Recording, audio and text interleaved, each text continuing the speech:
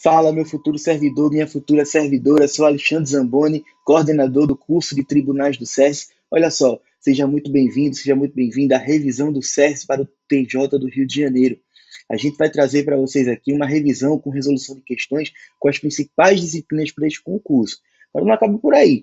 A gente fez um curso completamente gratuito, uma revisão para você. O link está aqui embaixo na descrição do vídeo. Você se inscrevendo no curso, então você vai ter acesso à resolução de questões e muito conteúdo direcionado para a prova do TJ do Rio. Olha, isso é uma mina de ouro para quem está se preparando para essa prova, porque com os simulados e as aulas você vai poder garantir, com a graça de Deus, uma classificação muito satisfatória no concurso do TJ do Rio. Então, se você vai fazer essa prova, não pode deixar de ativar as notificações aqui do nosso canal, não pode deixar de se inscrever no curso, cujo link, repito, está aqui na descrição. Então, vamos dar início à revisão. Vamos nessa, vamos juntos.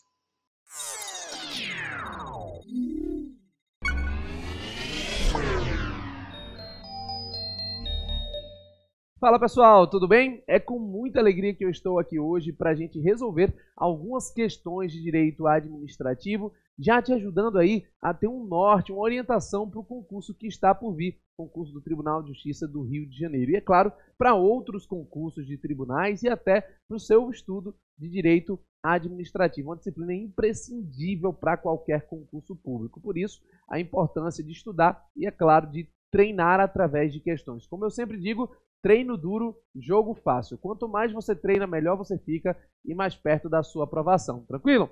Então, logo de início eu queria me apresentar. Você que não me conhece, meu nome é Marcílio Ferreira, eu sou procurador do Estado, professor de Direito Administrativo aqui do SERS e também doutorando em Direito Público. E estou à sua disposição para o que você precisar. Se você quiser mandar alguma dúvida, se você precisar de alguma coisa, pode ir também no meu Instagram, @MarcílioFer. Marcílio, meu nome, Fer de Ferreira. Você pode ir no meu Instagram, @MarcílioFer. E é claro, o SERS merece sempre a parabenização por essa iniciativa de estar ajudando aí os candidatos na preparação para os concursos públicos, sempre saindo na frente. E aqui a gente vai dar para você essa base para começar os seus estudos ou para consolidar através de algumas questões que nós iremos resolver, beleza? Logo de início, deixa eu te dar uma explicação.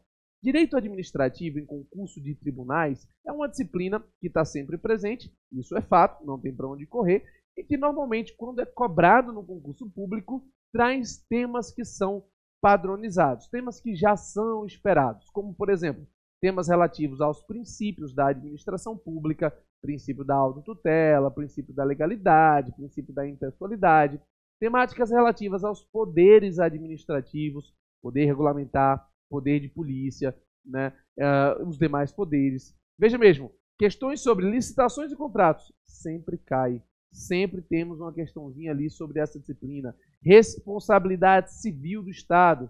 Enfim, os temas eles são padronizados. E por isso eu sempre digo para o candidato que quanto mais ele fizer a questão, mais próximo ele estará da aprovação. Assim foi comigo, inclusive, antes de eu ser procurador do Estado, lá atrás, ainda no terceiro período da faculdade, eu fiz o meu primeiro concurso público, foi de tribunal, foi um concurso para o TRT, e eu, de 50 questões, errei apenas 3, e a minha principal metodologia de estudo foi realizando todas as questões que já caíram em concurso público de tribunal. Então é muito importante que você tenha isso em mente. E para que a gente possa visualizar isso na prática, vamos analisar algumas questões aqui, onde eu vou identificar com você a temática que foi exigida e, é claro, a forma de cobrança. Começando aqui por essa primeira, olha aí, uma questãozinha de 2015. A Secretaria Estadual de Trabalho, em conjunto com a de Cultura, atentas à atual crise de emprego e aproveitando o sucesso dos programas culinários, com o escopo de fomentar a qualificação profissional de cozinheiros regionais, organizou curso de especialização de comidas típicas do Piauí. Inicialmente, o edital do concurso previu que apenas cozinheiros com experiência poderiam se inscrever. Posteriormente, ao verificarem a baixa procura e a existência de grande quantidade de profissionais sem experiência comprovada, as secretarias estaduais envolvidas revogaram o edital e publicaram um novo, permitindo a inscrição de qualquer cozinheiro, independentemente de experiência. O princípio administrativo, veja, implícito o princípio administrativo implícito que viabilizou a alteração do edital, permitindo a revisão de mérito de ato administrativo anterior por motivos de oportunidade e conveniência, é o princípio da... Veja, nós estamos diante de uma questãozinha que está exigindo conhecimento do candidato de princípios implícitos da administração pública. Devemos lembrar, a administração pública tem os princípios expressos do artigo 37 caput, o famoso LIMP, legalidade, impessoalidade, moralidade, publicidade e eficiência, e os princípios implícitos, supremacia do interesse público, indisponibilidade do interesse público, finalidade, motivação, autotutela, razoabilidade, proporcionalidade, segurança jurídica, enfim, é um rol bem extenso. Logo de cara, quando você pega isso e observa que nós estamos diante, portanto, de um princípio implícito, você já vai cortar necessariamente impessoalidade, que é explícito, moralidade, que é explícito, e legalidade, que é explícito. Princípio da reconvenção não existe no direito administrativo. Portanto, sobraria para a gente, é claro, o princípio da autotutela. Vamos lá recordar o que é esse princípio. O princípio da autotutela está na Lei 9784, lá no seu artigo 53, e em duas súmulas do Supremo Tribunal Federal. A súmula 473 e a súmula 346. As duas súmulas são do Supremo Tribunal Federal, tá? E o que essas súmulas e a Lei 9784 falam? Basicamente, elas dizem que a autotutela, perceba a palavrinha, autotutela. Se você separar da auto e tutela. Tutela significa controle e auto de si mesmo. Então, um autocontrole que a administração pública faz dos seus próprios atos. Quando a administração pública pratica um ato administrativo, ela tem o dever de legalidade e o dever de observância do interesse público. Se eventualmente ela pratica um ato que não é legal, ou seja, um ato ilegal, ou que não é compatível com o interesse público, ela poderá fazer um controle sobre esse ato que foi praticado, ou seja, um autocontrole, também chamado de autotutela. E essa autotutela pode ser exercida através de duas formas. Ela pode ser exercida através da anulação, toda vez que você estiver diante de um ato ilegal, ou da revogação. A revogação, por outro lado, quando o ato, apesar de legal, for inconveniente ou inoportuno. Perceba, portanto, que a anulação não se confunde com a revogação. A anulação acontece quando o ato administrativo é praticado e ele é ilegal. Por exemplo, fazer uma contratação sem licitação, fora das hipóteses legais, torna o contrato ilegal e a consequência é a anulação. A revogação, por outro lado, acontece quando o ato, embora não seja ilegal, é um ato compatível com o ordenamento jurídico, passa a ser inconveniente ou inoportuno. É exatamente o caso prático que nós estamos diante aqui no enunciado. O enunciado fala expressamente que nós estamos diante aqui de motivos de conveniência e oportunidade. Esses dois conceitos fazem parte dos motivos que viabilizam aquilo que a gente chama de revogação. A revogação acontece por motivo de conveniência e oportunidade. Por isso, princípio da autotutela, beleza? Então, de início aí, a gente já tem três coisinhas para você consultar. A Lei 9784, lá no seu artigo 53, a súmula 473 do Supremo Tribunal Federal e a súmula 346 também do Supremo Tribunal Federal. Súmulas comuns, ok? Esse princípio da autotutela é muito cobrado em prova de concurso público do nível de tribunal e, portanto, você precisa conhecer sobre ele. Lembrando que existem alguns aspectos mais aprofundados. Por exemplo, prazo decadencial para anular, que é de 5 anos em relação a terceiros de boa-fé.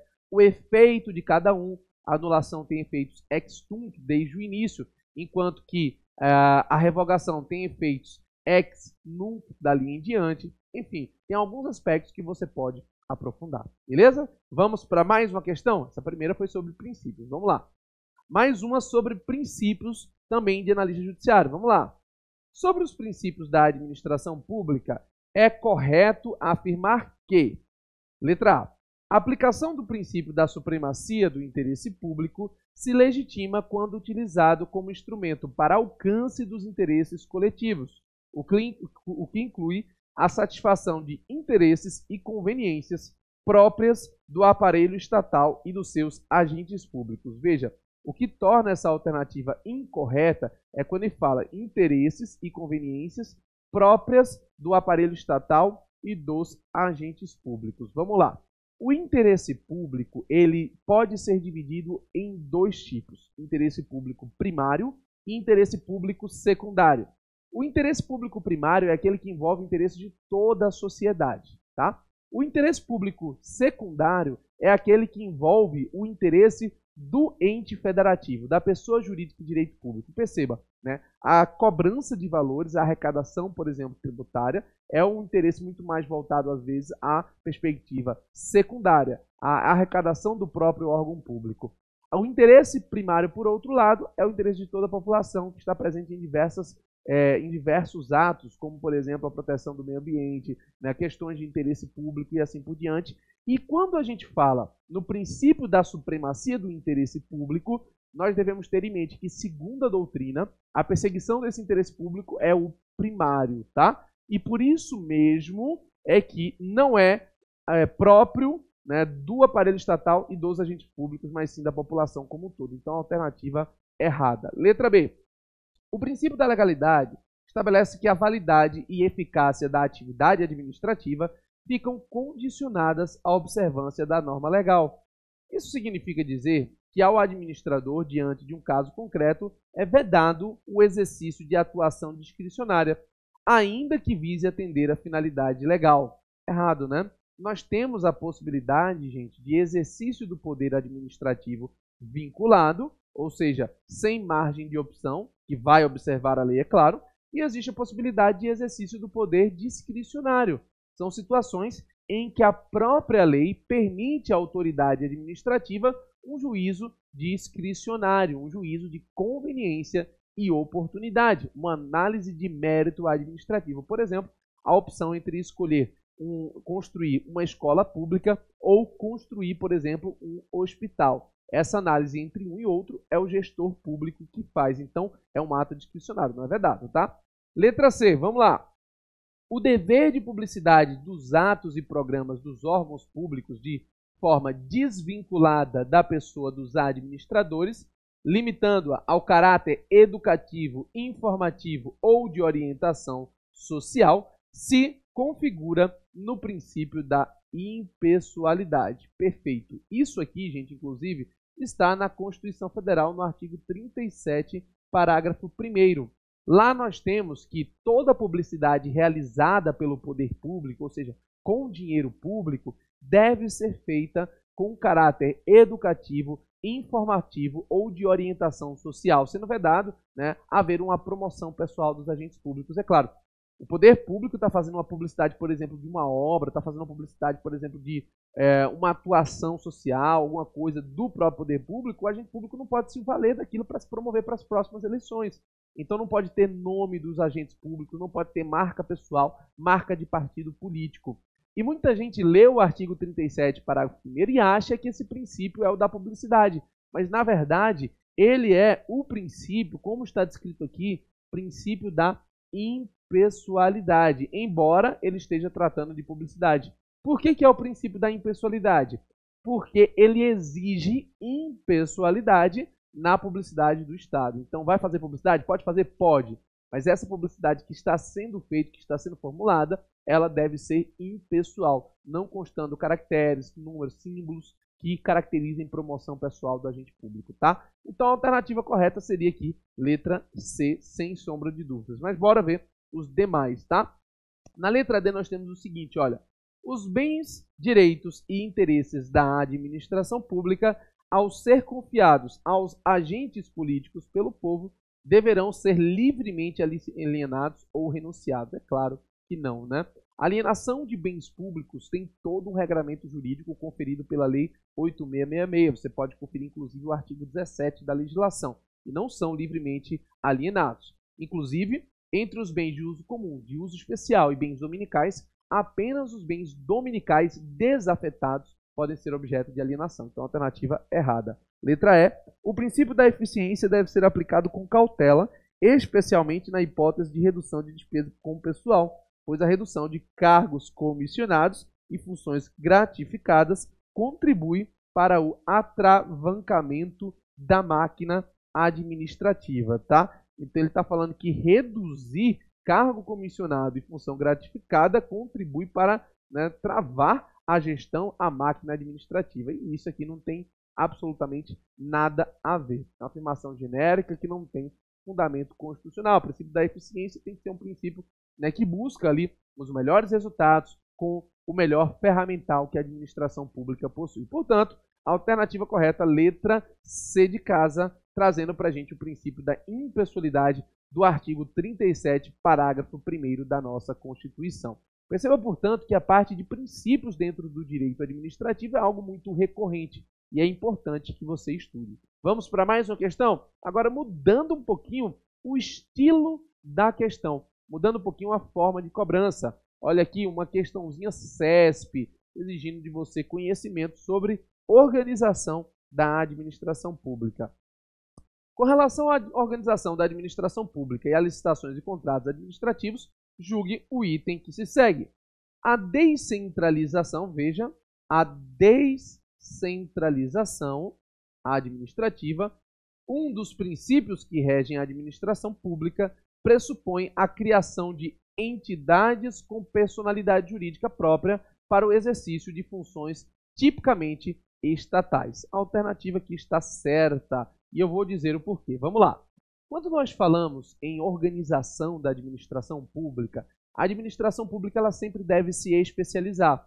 Ela pode criar órgãos e pode criar entidades. Vale a pena conferir o artigo 1º, parágrafo 2º da Lei 9784, que prevê essas duas estruturas, os órgãos e as entidades. Os órgãos não possuem personalidade jurídica, são meras divisões internas de competência, enquanto que as entidades, essas sim, possuem personalidade jurídica. Para pensar um pouquinho, a faculdade onde você se formou é uma entidade, ela tem personalidade jurídica, mas dentro da faculdade tem órgãos, repartições, tem, por exemplo, o departamento de direito, o departamento de psicologia, o recursos humanos, enfim, são órgãos que não têm personalidade jurídica. Se você precisar ajuizar uma ação, você ajuiza contra a faculdade, que é uma entidade com personalidade jurídica. Então, o Estado, quando ele vai atuar, ele pode criar esses órgãos, essas competências administrativas internas, ou ele pode criar entidades com personalidade jurídica, como autarquias, empresas públicas, sociedades de economia mista e fundações, tá? E aí o que acontece? Essa criação de órgão e essa criação de entidade é trazida pela doutrina e pela legislação com nomenclaturas específicas. Basicamente, a gente fala em duas palavrinhas-chave muito exigidas em prova. A gente fala em descentralização, e a gente fala também em uma palavra muito próxima, desconcentração. Tá? E são coisas distintas. Marcílio, como é que eu vou saber a diferença entre um e outro? Vamos lá.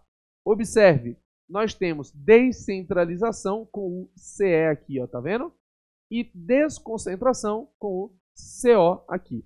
Então, toda vez na sua prova que você estiver diante da descentralização, você vai estar diante da criação de uma entidade, ou seja, aquela que possui personalidade jurídica. Por outro lado, toda vez que você estiver diante da desconcentração, você vai estar diante da criação de um órgão público, que, como nós sabemos, não tem personalidade jurídica. E isso, é claro, é muito cobrado em prova, a distinção entre um e outro. É exatamente isso que foi cobrado de você nessa questão. Observe, ele perguntou sobre a descentralização administrativa, se é criação de entidade ou transferência de competência para uma entidade, e ele falou criação de entidade com personalidade jurídica própria. Então, se enquadra perfeitamente. Descentralização, criação de entidade. Lembrando que tanto o processo de descentralização, criação de entidade, assim como o processo de desconcentração, criação de órgão, exige para os dois a edição de lei, já que a administração pública só faz o que a lei autoriza. Tanto para criar entidade quanto para criar órgão é necessário lei, tá bom? Uma questãozinha que variou. Saímos de princípio, fomos aí para a parte de organização administrativa. Mais uma questão para a gente poder trabalhar. Vamos nessa. Sobre a organização da administração pública, assinale a alternativa correta. Letra A. As entidades da administração indireta não são dotadas de personalidade jurídica. Errado, tá? Veja, qual palavra ele utilizou na letra A, já colocando o conhecimento anterior que nós vimos? Entidade. E entidade tem personalidade jurídica. Autarquias, fundações, empresas públicas e sociedades de economia mista compõem a administração pública indireta e possuem, sim, personalidade jurídica. Letra B. Os órgãos públicos são unidades abstratas criadas pelo direito e possuem personalidade jurídica. Veja, ele falou agora em órgãos. E como nós vimos, os órgãos não possuem personalidade jurídica. Você pode conferir mais uma vez. O artigo 1º, parágrafo 2º da Lei 9784 prescreve expressamente que órgãos não possuem personalidade jurídica. Então, mais uma alternativa equivocada. Letra C. Sociedade de economia mista é o serviço autônomo criado por lei com personalidade jurídica, patrimônio e receitas próprias para executar atividades típicas da administração pública que requeiram para seu melhor funcionamento gestão administrativa e financeira descentralizada. Na verdade, esse não é o conceito de sociedade de economia mista, mas sim o conceito de autarquia, tá? Sociedade de economia mista, primeiro, não é criada por lei, mas sim autorizada a sua criação por lei. E também não exerce atividade típica da administração pública, muito pelo contrário. Como ela é personalidade jurídica de direito privado, integrante da administração pública, ela exerce uma atividade econômica, em modelo normalmente concorrencial, embora seja possível, por vezes, um modelo de privilégio monopólio, tá? Então, essa alternativa está errada. Letra D. As agências reguladoras são autarquias em regime especial, sendo que os seus servidores efetivos são selecionados por concurso público e são regidos por normas estatutárias. Perfeito, tá, gente? Veja, a agência reguladora é considerado pela doutrina e jurisprudência com natureza jurídica de autarquia sob regime especial. Tem, inclusive, uma legislação muito recente, agora de 2019, que foi editada, tratando de um regime jurídico homogêneo para as agências reguladoras, que vale muito a pena conferir. A agência reguladora, portanto, é a autarquia, só que tem um regime especial. E como a autarquia se submete ao regime jurídico de direito público e, consequentemente, esse regime exige, concurso público e servidores efetivos com normas estatutárias como regra, tá? Letra E, nós temos que as entidades da administração pública indireta são pessoas jurídicas de direito privado. Errado. As entidades da administração indireta podem ser de direito público ou de direito privado. Nós temos sim de direito público, como as autarquias e as fundações públicas, e temos direito privado, como sociedade de economia mista, empresas públicas e também fundações privadas, tá? Então, está errada esta assertiva. Letra D é a alternativa correta para você. Tranquilo? Vamos para mais uma questãozinha aqui. Está desenvolvendo, você percebe que tem algumas questões que são muito mais fáceis, outras um pouquinho mais difíceis, mas que conduzem a gente sempre ali para uma revisão do tema, tá? Mais uma aqui questão, já recentíssima essa aqui, do TJ do Pará, 2020, questão de agora, que dá para a gente poder também exercitar. Vamos lá. A administração indireta, então ele está cobrando. A administração indireta especificamente inclui as sociedades de economia mista, cujos agentes, então ele está envolvendo aqui dois assuntos. Ele está envolvendo organização administrativa, parte de sociedade de economia mista, e está também envolvendo a parte de agentes públicos. Sociedade de economia mista é uma pessoa jurídica de direito privado integrante da administração pública. Como é que ela faz contratação? Tem concurso ou não tem? Como é que o seu agente é contratado? Qual a natureza jurídica do vínculo? Vamos lá. Letra A. Ela contrata, então, empregados públicos regidos pela CLT e sujeitos às normas constitucionais de concurso público e vedação à acumulação remunerada de cargos públicos. Gente, é exatamente isso aqui, tá?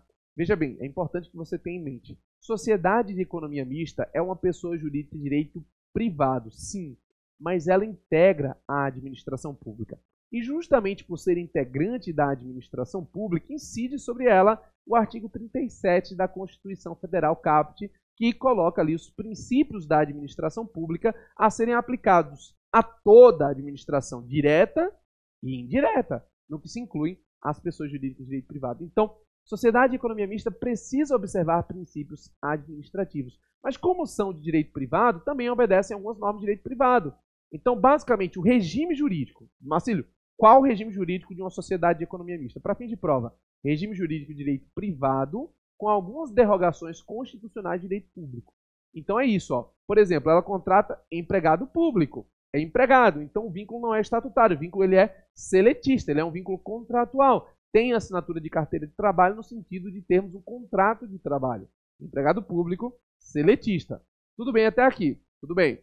Só que os princípios precisam ser observados. Então a escolha de quem será o empregado público não pode ser livre. Faz concurso público. E mais, também a Constituição exige que se observe a regra de vedação de acumulação de cargos públicos também para os empregos. Tá bom? Então é muito importante que se tenha isso em mente, porque há uma certa derrogação constitucional do regime privado para isso, tá? Vamos ver as demais questões aqui diante desse contexto. Letra B. Empregados públicos regidos pela CLT que não se submetem às normas de concurso. Errado, se submetem sim. Entendimento do Supremo, isso aí é antigo. Letra C. Empregados públicos regidos pela CLT e sujeitos às normas constitucionais relativas a concurso, mas não à vedação à acumulação remunerada de cargos. Errado, se submete à acumulação remunerada de cargos também, essa vedação. Letra D. Servidores públicos estatutários sujeitos às normas constitucionais relativas a concurso público e vedação. Não é estatutário, né, gente? Como é direito privado, o regime ele é seletista, que é um regime privado. Letra E. Servidores públicos estatutários sujeitos às normas constitucionais relativas a concurso público, mas não à vedação, acumulação de cargos. Errado, nem é estatutário e também se submete à acumulação remunerada, tá? Então, lembre-se, pessoa jurídica de direito privado da administração pública não contrata servidor estatutário, mas sim empregado público. Natureza do vínculo contratual, seletista, mas se submete sim a concurso e a vedação acumulação remunerada de cargos públicos, justamente por conta da incidência dos princípios administrativos sobre essa entidade. Tranquilo? Espero que você esteja gostando. Lembre-se que você pode contar comigo para o que precisar, com a equipe do SERES, que está sempre na frente, te ajudando aqui, trazendo esse conteúdo, ajudando você na preparação para concurso público. Vamos para mais uma questãozinha aqui, olha. Mais uma questão.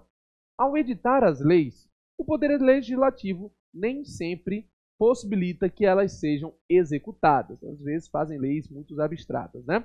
Cumpre, então, a administração criar os mecanismos de complementação das leis indispensáveis à sua efetiva aplicabilidade. Nesse contexto, é que se situa dentre os poderes administrativos qual poder? Vamos lá. Nós estamos, então, diante de mais um tópico, o tópico de poderes administrativos. E ele quer saber o seguinte, veja que interessante. Dentro de um contexto normativo, eu vou voltar aqui só para te mostrar, dentro de um contexto normativo do nosso ordenamento jurídico, nós temos três níveis principais. O nível da norma constitucional, envolve Constituição Federal, envolve ADCT, envolve emendas constitucionais, envolve até aquilo que está no artigo 5º, parágrafo 3º da Constituição, tratados e convenções internacionais sobre direitos humanos aprovados, né, em 3/5, nas 2 casas, 2 turnos, são considerados também como emendas. Tudo isso são normas constitucionais. Abaixo das normas constitucionais nós temos as leis, tá? As leis que são aí, lei complementar, lei delegada, medida provisória, né, decretos e resoluções do Congresso Nacional e da Câmara e do Senado, enfim, são aqueles que estão descritos no artigo 59 da Constituição. Até aqui, gente, normas constitucionais e leis podem sim criar direitos e obrigações, pois atendem ao princípio da legalidade. Basta você ver o artigo 5º, inciso 2º, ninguém será obrigado a fazer ou deixar de fazer, senão em virtude de lei. Muitas vezes, no entanto, o direito é criado pela Constituição ou pela lei, mas precisa de uma complementação. Não é uma inovação, não é uma criação de algo absolutamente novo, é apenas uma complementação. A lei, por exemplo, cria o imposto de renda e precisa de uma complementação. Quem é que faz essa complementação? Os regulamentos.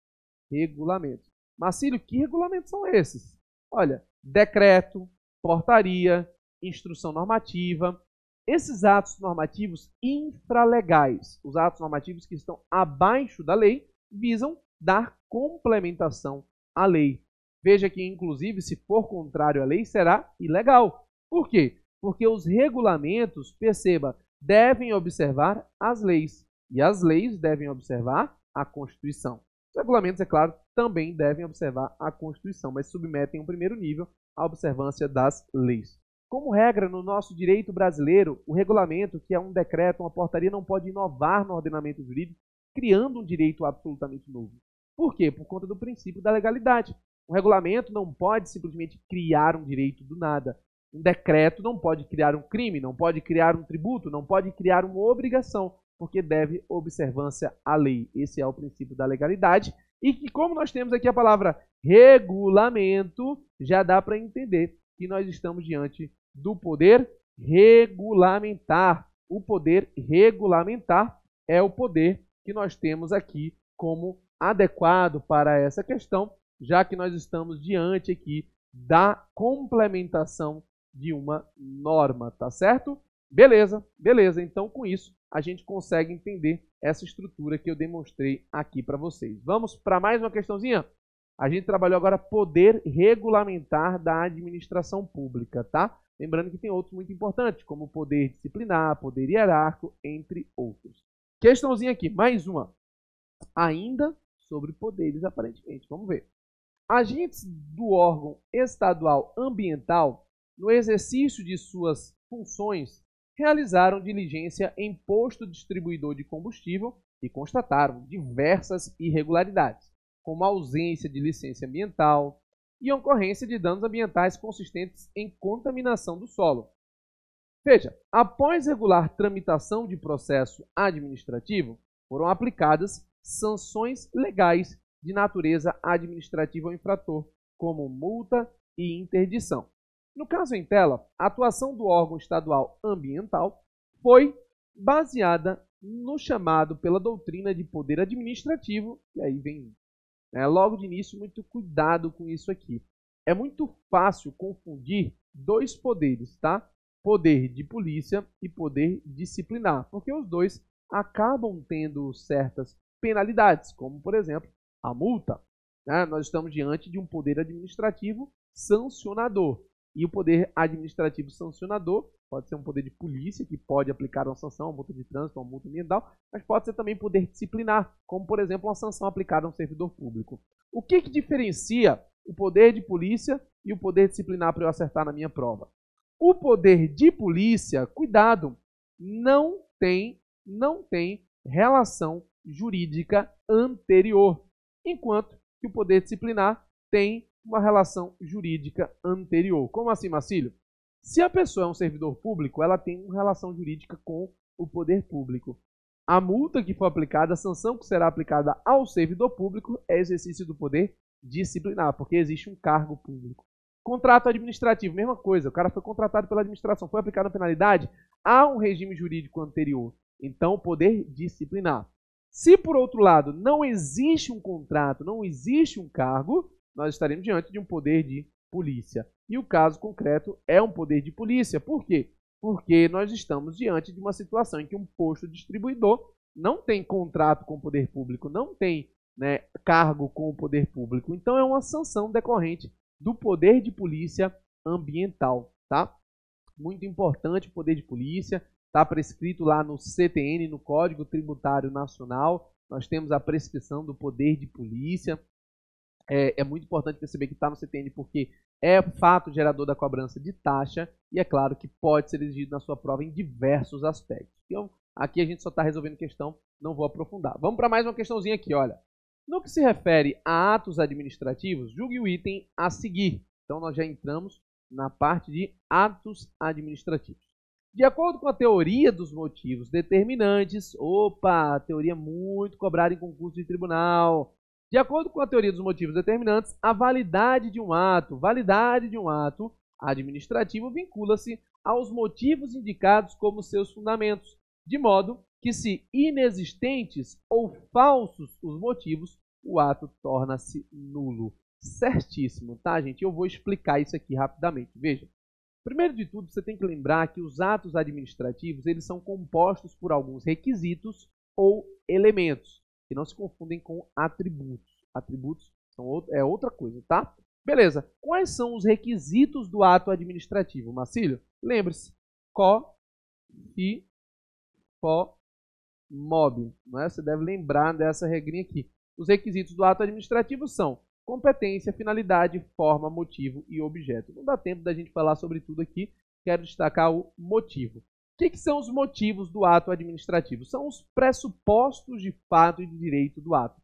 A razão da prática do ato. Inclusive, gente, olha, todo ato administrativo, é claro, todo ato administrativo tem um motivo. Por que todo ato administrativo tem um motivo? Porque motivo é um requisito do ato administrativo. Então, para o ato administrativo existir, tem que ter motivo, tá? Então, tem que ter motivo, pressuposto de fato de direito da prática do ato. Cuidado, porque motivo é diferente de motivação. Motivo e motivação são coisas distintas. Qual a diferença entre os dois? A motivação é a divulgação ou a exposição do motivo. Então, pratiquei um ato administrativo e tem um porquê, tem um motivo. Se eu divulgo esse porquê, se eu divulgo essa informação, se eu verbalizo essa informação para que as pessoas tenham conhecimento, essa verbalização é chamada de motivação. Perceba, todo ato administrativo tem motivo, mas nem todo ato tem motivação. Nem todo ato administrativo tem exposição do motivo. Por exemplo, a nomeação de alguém para um cargo em comissão tem um motivo, a minha confiança na pessoa, mas não tem a motivação. Eu não exponho para o público porque que eu tenho essa confiança na pessoa, tá? Então, todo ato administrativo tem motivo, mas nem todo ato administrativo tem motivação. Tudo bem, Marcílio? Mas e a questão? Vamos lá.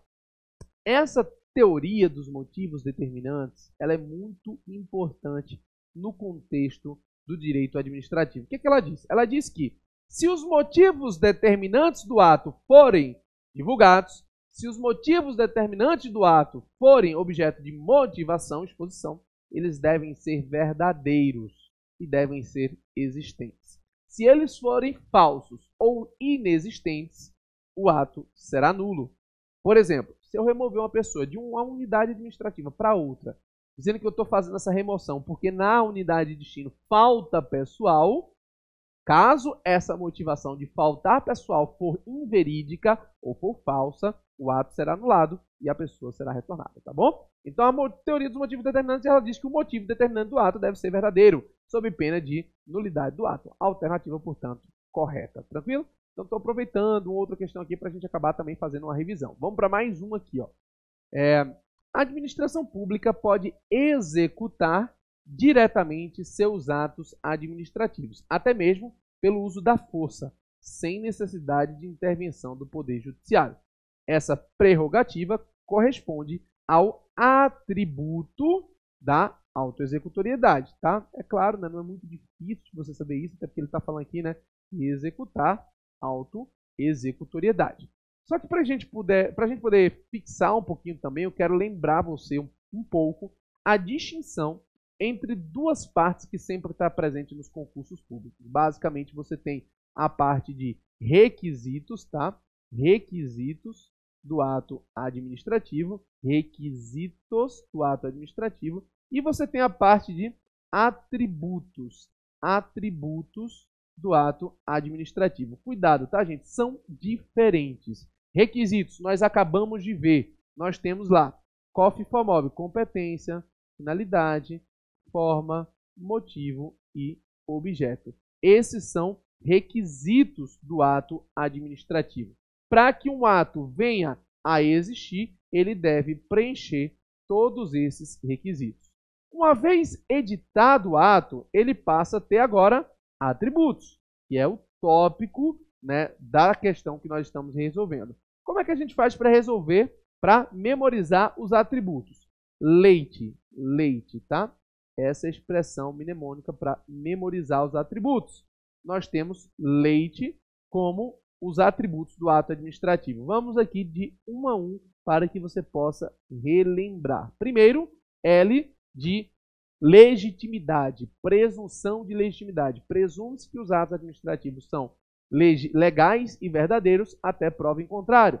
Segundo, exigibilidade. Os atos administrativos são exigidos de imediato, independentemente de consentimento da parte contrária. E de imperatividade.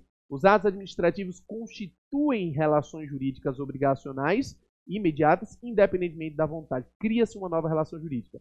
Tipicidade do T. Os atos administrativos correspondem ao tipo legal, exatamente pelo princípio da legalidade. E executoriedade, ou também chamado de autoexecutoriedade, que é a possibilidade da administração pública executar os seus próprios atos, e veja, conforme consta do enunciado, sem medo de ser feliz, sem a necessidade de intervenção do Poder Judiciário. Então, por exemplo, quando uma pessoa ela para numa blitz depois de beber, né, o poder público tem o poder de polícia para poder, por exemplo, apreender o veículo de imediato, independentemente de autorização do Poder Judiciário. Não precisa de uma medida judicial para isso. Acontece também quando, por exemplo, o agente da vigilância sanitária entra no estabelecimento e vê produtos com prazo de validade vencido. Pode apreender independentemente do consentimento da parte contrária, tá? Então, isso é o que a gente chama de autoexecutoriedade, ou também podemos chamar de executoriedade. Tranquilo? Preparados? Vamos para mais uma? Vamos lá. Uma modalidade um pouquinho diferente. Olha aí. A administração pública pretende celebrar parceria. Opa, isso aqui está na moda, hein, gente? Como tem caído isso aqui?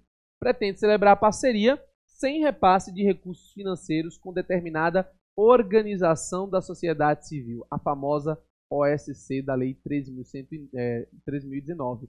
Gente, eu preciso logo de cara dizer aqui para vocês, isso aqui não cai não, isso despenca. Toda a prova de tribunal tá vindo pelo menos uma questão sobre essa lei, tá? Mas normalmente as questões são repetidas, são sobre isso, sobre a parceria, tá? Para a consecução de finalidade de interesse público e recíproco no âmbito da educação pública. Então, é algo de interesse público. Com relação a essa situação hipotética, julgue o próximo item de acordo com a Lei 3.019. O instrumento adequado para a referida parceria é o acordo de cooperação. Certo. Por que está certo, gente? Parte inicial. Sem repasse de recursos financeiros. Vamos lá.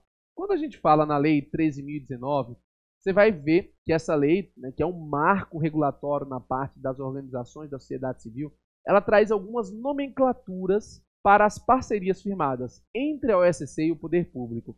E é diferente da nomenclatura dada para a parceria de OS, Organização Social, e OCIP, Organização da Sociedade Civil de Interesse Público. Lá tem outra nomenclatura. Quando nós estamos de OSC, nós temos termo de fomento, termo de colaboração e nós temos o acordo de cooperação. Então, são situações diferentes. Nós temos o termo de fomento e de colaboração nas hipóteses em que há dinheiro. Então, quando há dinheiro, se há uma iniciativa de um ou de outro, termo de colaboração, termo de fomento. Se não há dinheiro, ou seja, na forma do enunciado aqui, foi inclusive uma modificação na lei, nós estamos diante de um acordo de cooperação. Tem caído em todo concurso público uma questão dessa, tá? Então, muita atenção. Mais uma? Vamos lá. Opa, agora responsabilidade civil. Tema gostoso de se estudar, tema bom. Acerca da responsabilidade civil do Estado, julgue o item subsectivo.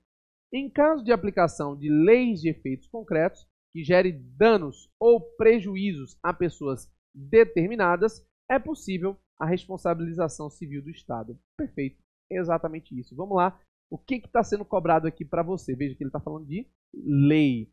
Gente, muito cuidado. O estudo da responsabilidade civil do Estado passa por duas análises diferentes.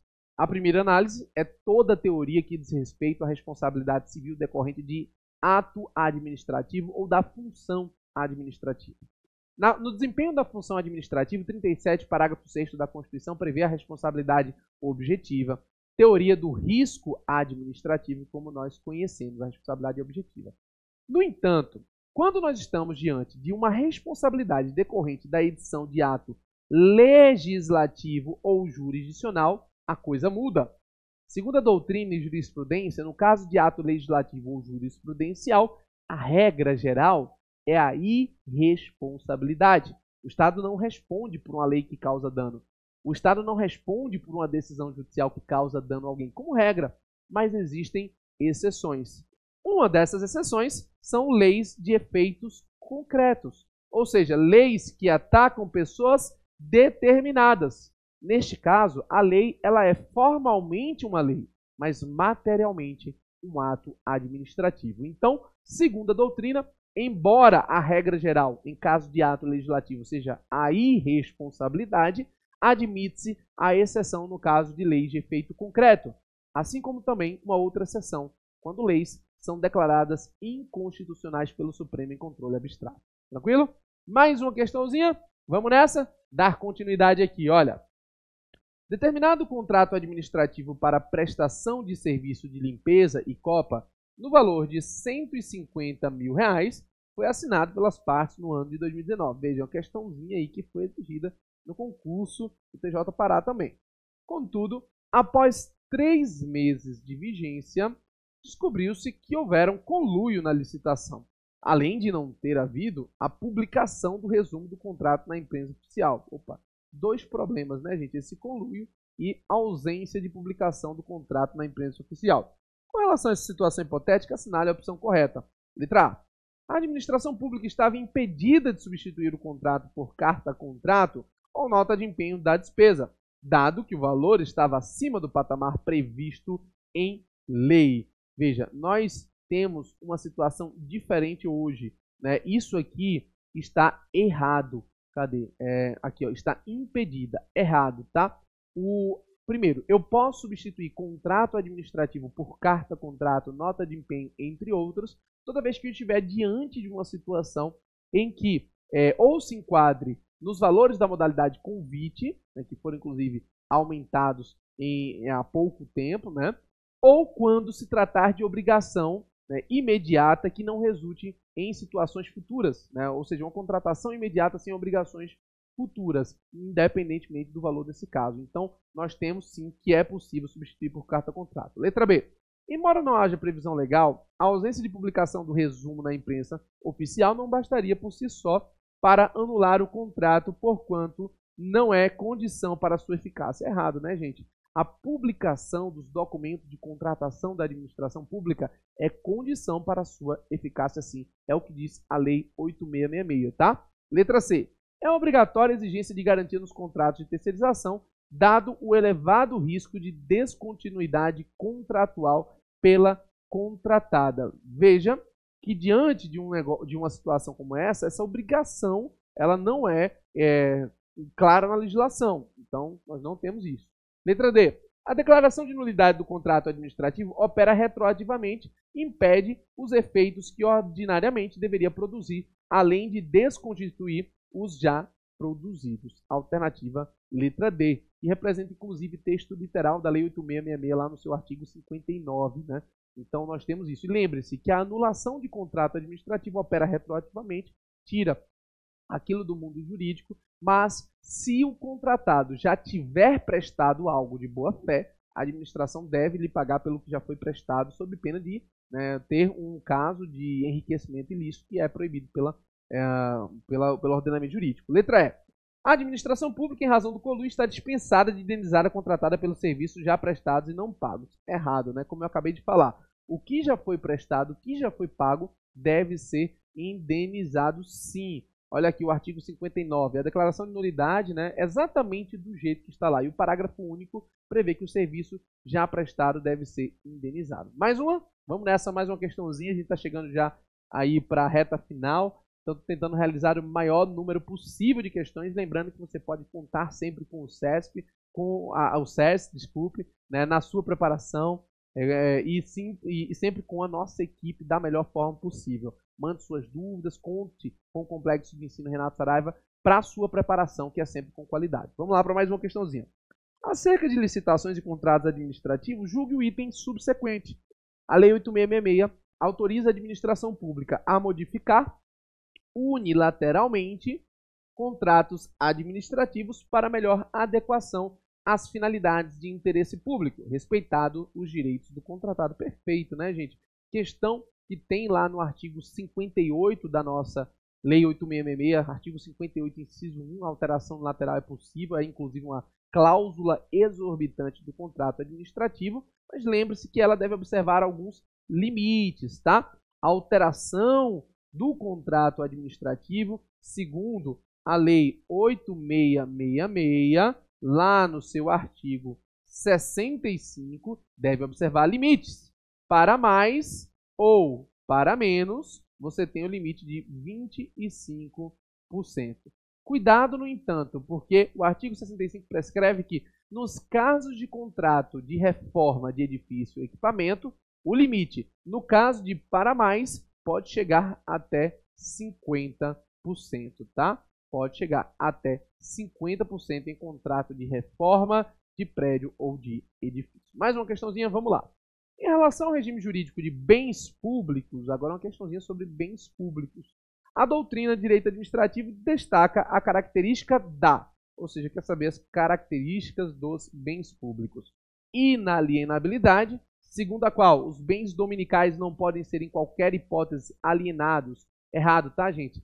Os bens públicos se dividem em bens de uso comum, bens de uso especial e bens dominicais.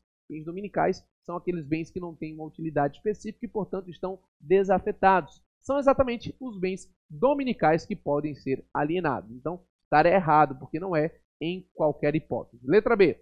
Empenhorabilidade, segundo a qual os bens públicos não se sujeitam ao regime de penhora. Exatamente isso aqui. Bens públicos não podem ser objeto de penhora por um simples motivo. Gente, lembre-se, a administração pública paga suas dívidas através do regime de precatório, que está previsto no artigo 100 da nossa Constituição Federal. Existe uma fila, existe uma ordem para se fazer esse pagamento e, portanto, não deve ninguém passar na frente da fila penhorando bens públicos. Então, os bens públicos são impenhoráveis. Letra C. Imprescritibilidade, segundo a qual os bens públicos não podem ser objeto de uso capião, exceto os de uso especial. Errado, não tem essa exceção. Nenhum bem público pode ser objeto de uso capião. Letra D. Onerabilidade, segundo a qual os bens públicos podem ser gravados com hipoteca e anticrese. Errado, não pode, gente. A característica é da não onerabilidade, já que os bens públicos não podem ser objeto de garantia real, já que eles não podem ser penhorados depois, tá? Letra E. Licitação, segundo a qual todos os bens públicos só podem ser adquiridos mediante prévio procedimento licitatório. Errado isso aqui todos, tá? Existem situações na Lei 8666, lá no seu artigo 17, que permitem, né, o caso de alienação sem que se faça licitação, tá? Então, está errado. Mais uma, para a gente fechar aqui, mais uma. O contrato de concessão de serviço público pode ser extinto em razão do descumprimento das obrigações assumidas pela concessionária. Veja, ele está falando aqui, palavrinha-chave, descumprimento das obrigações assumidas pela concessionária. Tal forma de extinção prevista no ordenamento jurídico denomina-se, cuidado, tá? Como a gente está falando de concessão de serviço público, a Lei 8987 traz diversas formas de extinção da concessão de serviço público lá no seu artigo 35. Entre elas, as duas mais cobradas, que são as mais confundidas, estão aqui nessa questão, né? Encampação e caducidade são formas de se extinguir uma concessão de serviço público. Qual a diferença entre eles? É que o caso aqui da encampação acontece por motivos de interesse público. Então, se a administração pública tem interesse público no retorno da atividade de serviço público para si, ela utiliza a encampação. O motivo é interesse público, não é descumprimento contratual. A caducidade é que é para descumprimento. E o caso do enunciado fala em descumprimento. Logo, a alternativa correta, a caducidade, é a consequência adequada diante do descumprimento da concessionária. Dá tempo ainda de fazer mais uma para a gente fechar aqui. Vamos lá. A respeito da licitação e dos contratos administrativos, julgue o item subsecutivo. A caducidade do contrato de concessão acarreta a reversão ao poder concedente mediante indenização ao concessionário de todos os bens necessários à continuidade do serviço público, que é inclusive um princípio, né? Alternativa correta. Os bens que foram empreendidos ali no serviço público serão revertidos à administração pública ao término, no caso de caducidade, para permitir essa continuidade do serviço público. Beleza? Então, com todas essas questões, a gente percebe que o direito administrativo tem uma linha de pensar que não é muito de outro mundo. dá para você sistematizar. É claro, é sempre importante você ter um norte, que você consegue dentro das aulas isso, né? E o SERES disponibiliza isso para você. Além das transmissões que são realizadas em YouTube, canal do Telegram, as aulas que são feitas dentro do curso são de altíssima qualidade e sempre pensadas em você, com raio-x, com estruturação, e é sempre importante que você esteja estudando de forma direcionada. Por isso, eu quero te convidar a fazer parte do SERES aí, adquirindo os cursos de preparação para tribunais e, em especial, do concurso que está por vir do Tribunal de Justiça do Rio de Janeiro, beleza? Eu espero que você tenha entendido, me coloco à disposição mais uma vez, tanto pelo SERES como também pelo meu Instagram, @marciliofé. Que precisar, conte comigo. Pessoal, espero que vocês tenham gostado, um forte abraço e até uma próxima oportunidade. Valeu, pessoal!